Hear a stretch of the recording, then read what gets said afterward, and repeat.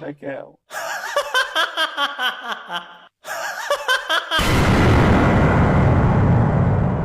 The killings in Umueke had become too many.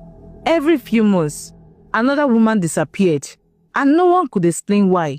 The villagers whispered that the gods were angry, but the high authorities knew something darker was happening.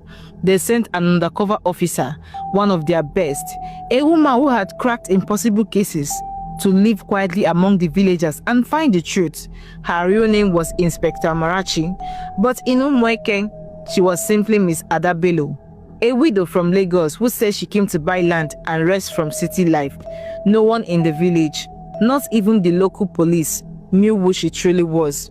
Her job was to live like one of them, listen like one of them, and find out who the murderer was without revealing her true identity.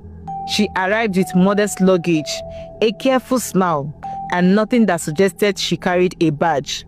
The point was simple: watch, listen, leave the village for a while, and let the patterns appear.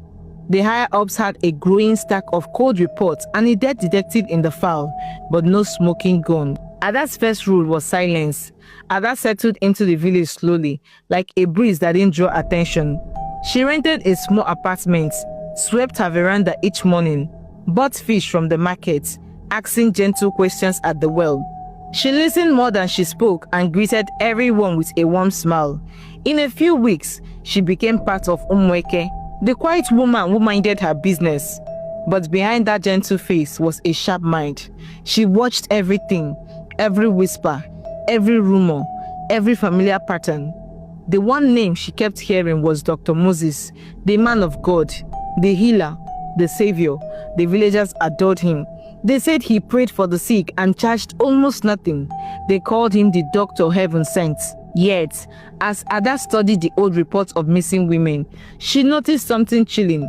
Every single one of them had visited Dr. Moses' clinic before they vanished. Title deeds changing hands soon after a woman's disappearance. Still, she didn't rush to judgment. Moses was smart, careful, composed, and beloved. If she accused him without proof, the whole village would turn against her.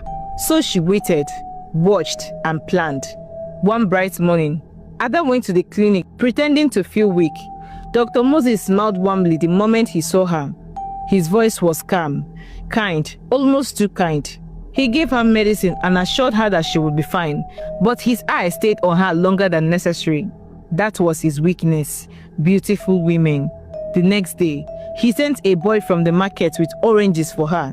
The next week, he came himself,